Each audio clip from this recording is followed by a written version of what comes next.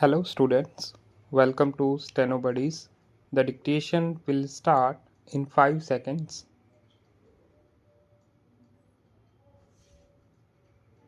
Coming to the internal affairs of the country, Madam Deputy Chairman, the policies of the Government of India for the last 15 years have been so manipulated that the rich people are becoming richer and the poorer sections of the people are becoming still poorer.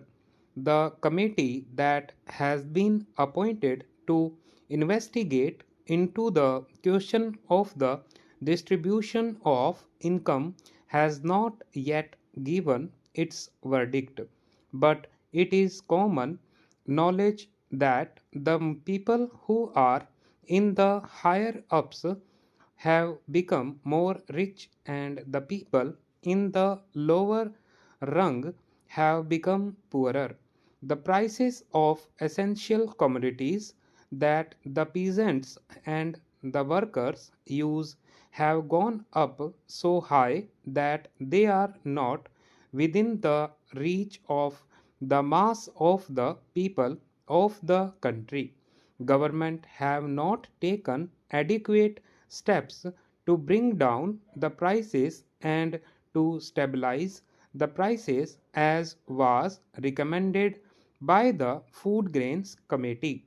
We are now in the third plan. While the plans are progressing, the number of the unemployed in the country is increasing. This is a very anomalous position. It is the government alone that can explain why, in spite of the plans, the unemployment problem is becoming more and more acute.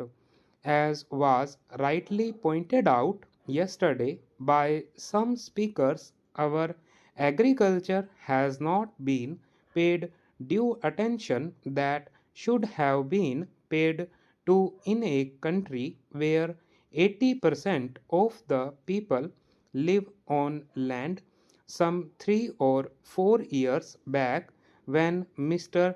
Ajit Prasad Jain was the Food and Agriculture Minister, he was made to resign under shady circumstances as one who had proved not capable of solving the food problem in the country.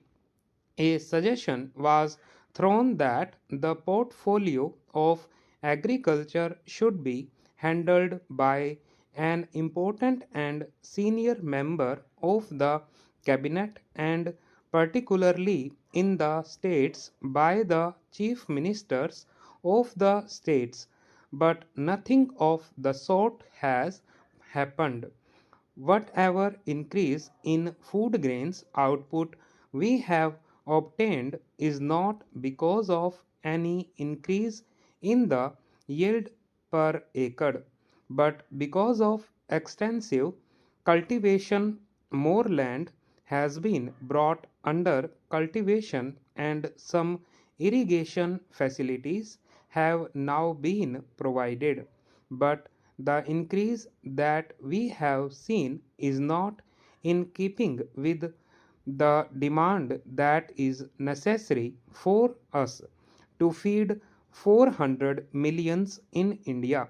So, whatever industrial development we want, the basic factor is that our agricultural economy should be improved. For that, all efforts should be made, more fertilizers should be used, and new methods of cultivation should be employed for growing more food crops and for growing other cash crops.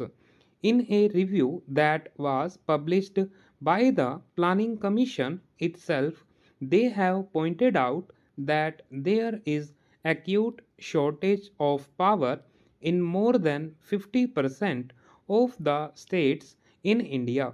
We have accepted a planned economy we have completed two plans and we are now in the third plan. I do not know why the Planning Commission or the planners concerned did not foresee this shortage of power in most of the states in India and why they did not plan generation of more power so that people will not accuse the state governments or the planning commission that they did not work out the plans properly in order to have more industries and to have more food grains produced through lift irrigation in most of the states in Andhra, in West Bengal, in Bihar, in Karnataka. There is power shortage. Whatever power is available now is being rationed. There are thousands of units of small scale industries which are not working for want of power, and there are thousands of lift irrigation pumps which are denied power supply for purposes of irrigating their lands, and wherever power is supplied, it is supplied during nights, which is not very convenient to make use of the power and use the power for agricultural purposes. The finance minister, in the statement that he made in the Lok Sabha and which was placed before us, has stated that it was assessed that for the successful implementation of the plan, even after taking every possible measure for the development of our exports, which clearly must be given the highest priority, we would need external assistance of the order of rupees 2600 crores, and we have, however, been less successful in obtaining and utilizing the external assistance required for financing the imports necessary for our developing economy to industrialize our country and to bring it on par with other well developed countries. We do need assistance, financial, technical, and other assistance. The finance minister was so hopeful that he was getting rupees 2600 crores of foreign aid from Aid India Club and other countries. But now he is not hopeful of getting that amount, which is necessary to fulfill the targets in the third 5 year plan.